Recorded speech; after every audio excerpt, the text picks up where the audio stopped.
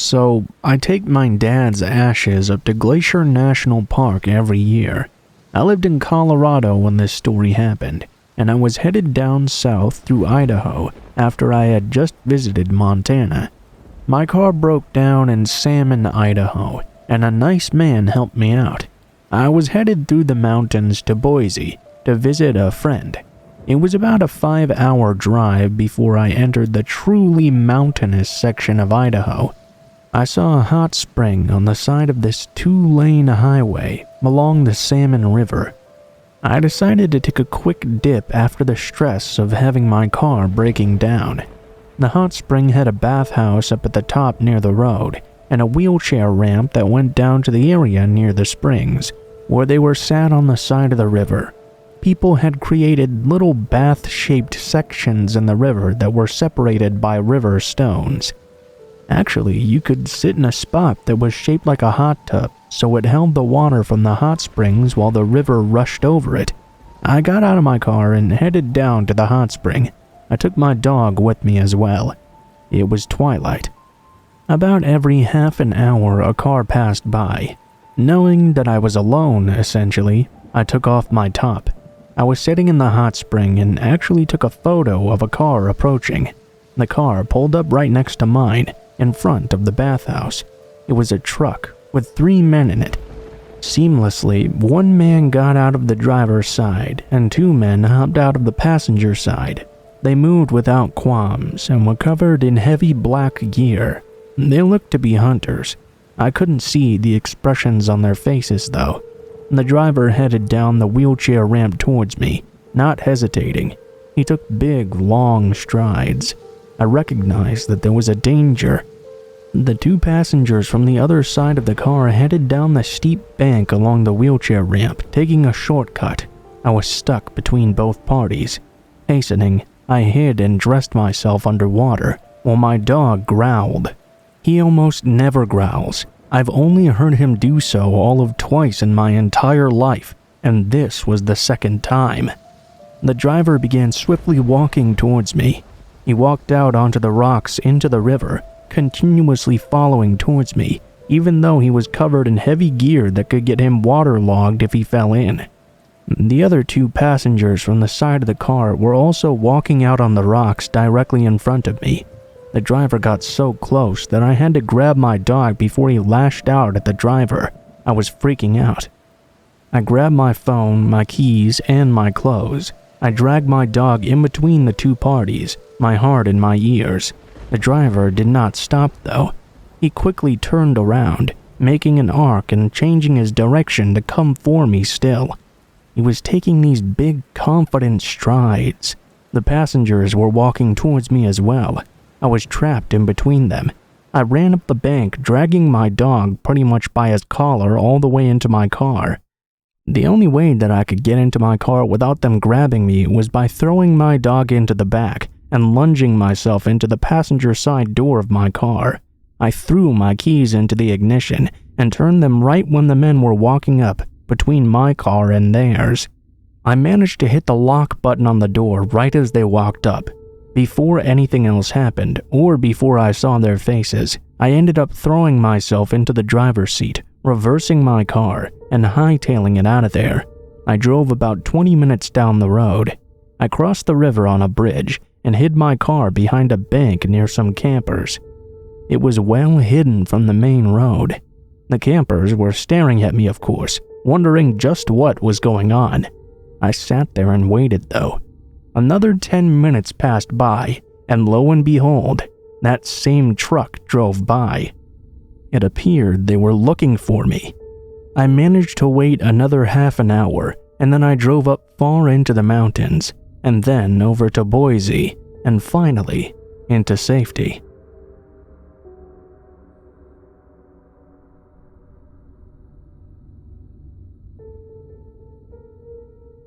I'm currently 21 and female, and this happened to me about 6 years ago when I was 15 years old.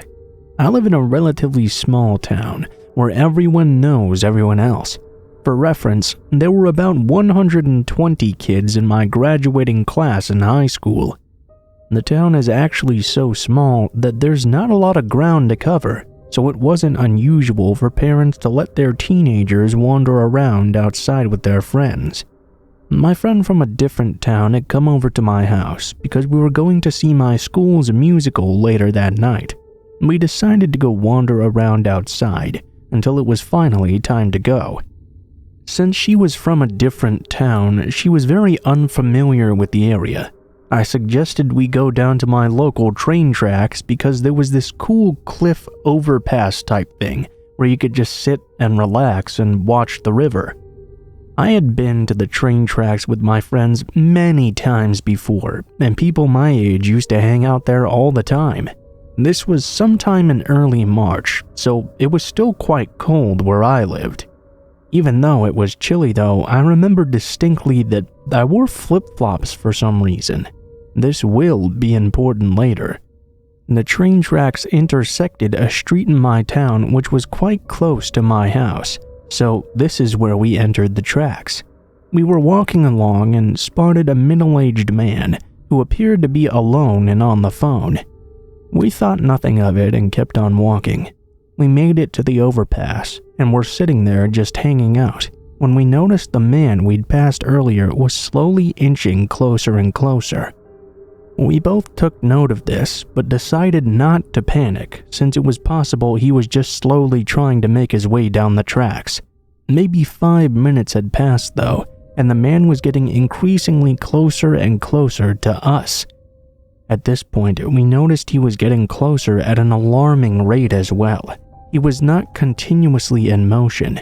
It was more like we'd notice him standing still doing whatever, and then a minute later, once we looked away, he was standing still even closer to us than he was prior. Now he was close enough where we could clearly make him out. He was within earshot and could easily get us if that was his goal. My friend and I were starting to get very nervous. We're two teenage girls in the middle of essentially the woods with no one around us other than this creepy man. Now, I've watched a lot of investigation discovery in my day, so I think it's best to just try to promptly make my way out of there without creating chaos. I decided it would be a good idea to pull out my phone and pretend to talk to my mother as we began walking back to the main road.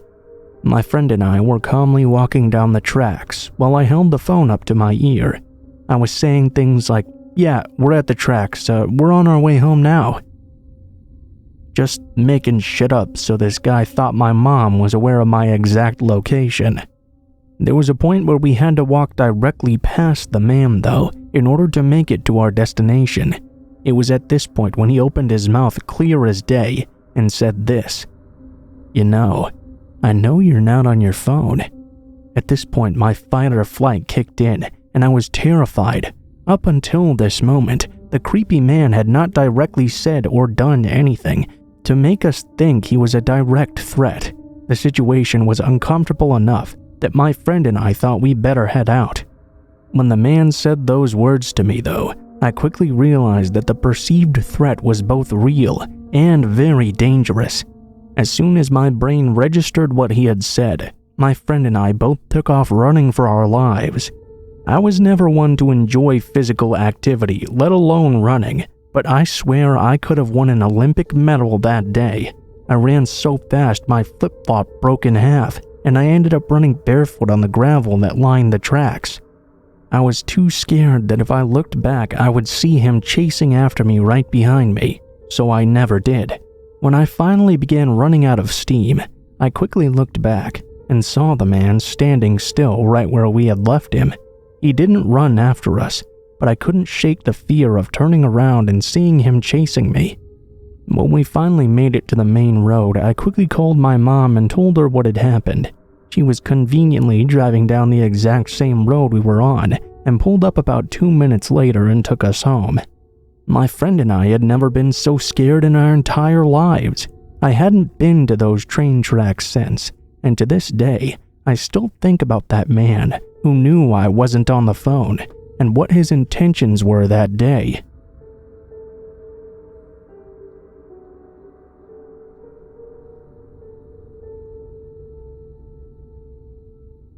This took place when I, 26 and female, was about 16 years old. My aunt was in town visiting, and we were coming back from the grocery store. We were driving back to my mom's house. My parents are divorced, and she lived way out in the country. Like it was a 10-minute drive from anywhere. We pulled up to our driveway and a red car pulled in behind us. My aunt and I stayed in the car, and a man got out and approached our driver's side door. I can't exactly rightly tell you why I thought he looked like a creep, but he definitely did look like one. Very pasty skin, eyes that were staring too hard, just overall weird. He claimed he was lost and looking for his way to a fitness center in the town next over. The exact fitness center that's about a minute away from where the grocery store is, i.e. the opposite direction of where we just came from. Very odd, but I still gave him earnest directions. He thanked me, but continued to stare at me. He asked if we knew each other, and I replied no immediately. He gave me his name, and I again repeated, "No, I do not know you." A couple of seconds of awkward staring, and he asked me what my name was. Well, being an idiot and feeling quite anxious, I told him. That was a mistake. He confirmed we didn't know each other. "Oh, really, you think?" And headed back to his car. We watched him leave. My aunt and I both agreed that he was very strange, but we shook it off and took the groceries inside. From where we had parked, you have to take a little windy path up behind the house to the back door. My aunt goes outside to grab the rest of the groceries, and I settle on the couch in the living room and take a look outside. I see that same red car in the driveway. My aunt rushed upstairs and said the guy was almost to our door and claimed he'd forgotten the directions we'd just given him. My aunt curtly told him once more and demanded he leave. The directions were truly simple when following the main roads. I was freaked, she was freaked, but we never saw him again. A month passes, and I'm chilling at my dad's and posting something like, "I'm bored at my dad's house, who wants to chill?" on Facebook. Guys, I'm telling you, always set your page to private. Several minutes later, I got a message from that very same guy asking if I wanted him to come over. I was home alone and understandably terrified. I immediately blocked him and told my dad, who went to one of his cop friends to see if they knew anything about this guy. Apparently, this man had been kicked out of a local university for stalking and had 2 other counts of stalking on top of that. Multiple restraining orders as well. Yikes. Another month goes by, and I'm in study hall with a friend. He's telling me about this guy who was stalking his older sister. I don't remember the specific details, but it was definitely the story of someone being stalked. The craziest part was this stalker almost drove this girl's brother off the road in an attempt to get him to pull over. Once he did, the stalker jumped out and was making his way to my friend's vehicle when my friend noped out of there. I'm sure you guessed it, but the stalker and the creep I ran into were the very same person. I decided to reach out to my friend whose sister was stalked. He asked if I had heard about last summer. Apparently, the man was arrested for attempting to kidnap 3 different women within an hour, failing on all attempts, and almost running over the last woman's father, who was with her at the time. I confirmed it via news article. I'm still pretty floored by this all.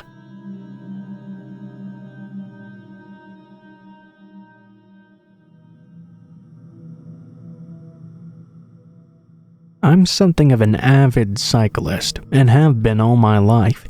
It's my preferred method of transportation, in fact. I also live in a town that's famous for its ever-expanding network of pedestrian/bike paths. We've even won some awards for it over the years, in fact. I'm also an Iraq veteran. This may explain something that happens later. The summers where I live tend to be quite humid, but otherwise pleasant. One gorgeous August day off from work, I decided to go for a ride. I didn't have a specific end destination in mind, but I got this great idea to ride along a southbound trail that I don't go through very often. There are enough traffic lights along that section that it should have been a relatively safe ride. It also goes along the border of a rather popular city park. I figured there'd be quite a lot of people there, especially on such a nice day. Well, I was sorta right about that. About 20 minutes or so into my otherwise smooth pleasure ride, I come up to a couple of bends in the path not long before the park. There are a few people jogging or walking their dogs, one or two people walking by themselves. So far, nothing unusual. The trails are paved and divided into 2 lanes, just like a regular road, where you're supposed to stay in the right-hand lane. Not far ahead, I noticed this dark-haired dude walking in the wrong lane. It's not illegal to do so, but it can be quite dangerous. I noticed immediately that he seemed to have no regard whatsoever for others walking in the proper direction, and almost bumped into a few of them without a thought. I figured maybe he was drunk or something. I also saw, though, that he was wearing what looked like an old navy blue puffy jacket on a humid day in the middle of August. Call it situational awareness or what have you, but no one in their right mind wears a fall jacket in the summertime south of the Mason-Dixon line. I'm about 30 or so feet away from this guy when he finally sees me. My stomach drops. I swear to y'all on my own life, he paused mid-step and his face just melted into this downward-facing Joker smile. Then he opened his jacket, revealing a sweaty gray shirt underneath as he reached inside for something I couldn't see. That's when in my head I went, "Nuh-uh, motherfucker." I don't know what some of you reading this might do if faced with something like this, but I got this batshit insane idea. Instead of turning around, instead of screaming or stopping, I pedaled faster. Without a second thought, I spun the pedals as hard as I could with the intention of charging him like a medieval jouster. Dangerous moments like these may only last a few seconds in reality, but I swear it felt like I was building up speed and barreling towards this guy for a good minute or two. I don't know why my brain decided that charging him head-on was the thing to do. Maybe it could have just easily gotten me hurt or killed, but I didn't care. I can point out Mosul, Baghdad, Fallujah on an unlabeled map of the Middle East. I was scared, of course, but something I haven't felt since I've been over there drove me to do something. He saw me speeding up and hunkering down, but wasn't trying to get out of the way. Only within seconds, maybe less than 2 feet shy of slamming into him, did he finally realize what was just about to happen. He tried to dive to the left. I didn't stop. I didn't look back. I didn't even think about it. I just went and kept going. I later happened to pass a female jogger or two coming the opposite direction and gave them a heads up about the man. They promptly turned around. I sought a different route home that day and locked all my doors when I got home. I haven't been on that stretch of trail since. I didn't actually think to tell the police at the time, given that I wasn't actually harmed and just acting scary isn't necessarily a crime in and of itself, but I probably should have. About a month later, a local news story crossed my Facebook feed. The 5th rotting body in less than 2 years, just discovered near that same area of the trail near a creek. Cops said that they weren't exactly sure how the homeless man had died, but it didn't look like a natural death. All of the victims were known vagabonds, people that nobody would otherwise give a shit about. I'm not saying that I definitely bull-rushed a serial killer here, but to this day, I often ponder about that possibility.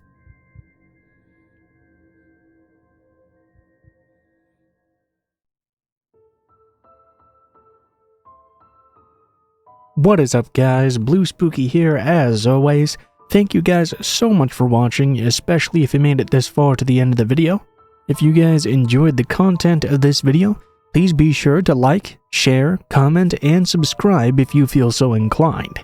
If you do decide you like my content enough to subscribe, please be sure to hit the bell button right next to the subscribe button and turn notifications to all so you can be notified of every video I post in the future. If you don't feel like doing that though, I post a video nearly every day, so you can just come back every now and then and check up on what you missed. If you guys have any criticisms on what I can do better or any feedback on the stories in the video, please be sure to leave them in the comments below, as I always enjoy reading all the comments and I try to give them hearts and respond when I can. If you guys would like to reach me for any reason, or you would like to send in a story to be read, you can go ahead and take a look in the description below the video. You'll find a link to all of my social media, including my Facebook, Gmail, and Twitter accounts. Go ahead and send me a message on any of those, and I'll try to get back to you as soon as possible. If you do decide to send in a story, please be sure to include in the tagline what the name of the story is if it has one, what type of story it is if it has a theme, and how you would like to be credited in the description of the video the story appears in. Last but not least, I also run 2 other channels, Mr. Blue Skies and Darkest Hour, where I do true crime videos and dark documentaries respectively. If that kind of content sounds interesting to you, why not go ahead and check it out and see if it is for you. Aside from that though guys, I think that's pretty much it for now, so thank you guys so much for watching, and I hope you guys have a great day.